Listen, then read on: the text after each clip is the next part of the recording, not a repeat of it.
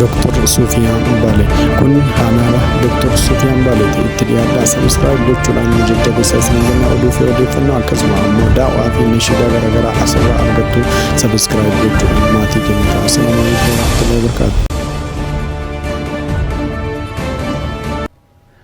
Daldaltoonni karaa seeraan alaa nama daddabarsan godaantota ukkaamsuun ajjechaa dabalatee dararaa adda addaa irratti raawwachuun jabaatee itti fufee jira jedhame.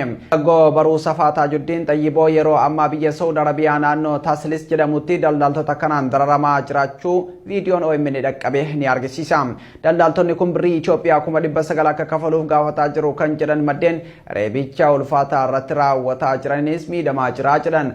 Akkuma viidiyoo irraa argamutti harka isaa fi miila isaa gara duubaan walitti hidhuun maatii kee mallaqa galchisiisi jechuun uleen rukutuun viidiyoo dararaa jiran kana waraabuun miseensota maatiitti erguun mallaqa akka galchaniif taasisaa jiru jedhame.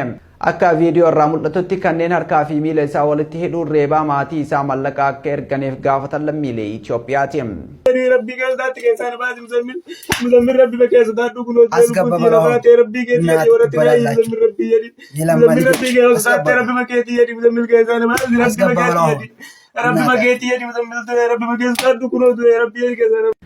Dargaggoon kun godina Arsii Bahaa Aanaa Seeruu Asallaa Ganda Barakat jedhamutti kan dhalate yoo ta'u harka daldaltoota kanaa erga seenee dararamuu eegalee torbaan ga'ee jira.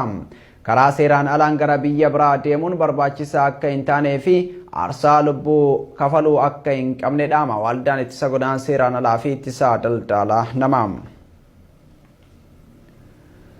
Godina Salaalee Aanaa Dharraa keessatti haleellaa humnoonni finxaaleeyyii faannoo uummata irratti taasisanitti dabalee humnoonni mootummaa uummata dararaa jiru jedhame.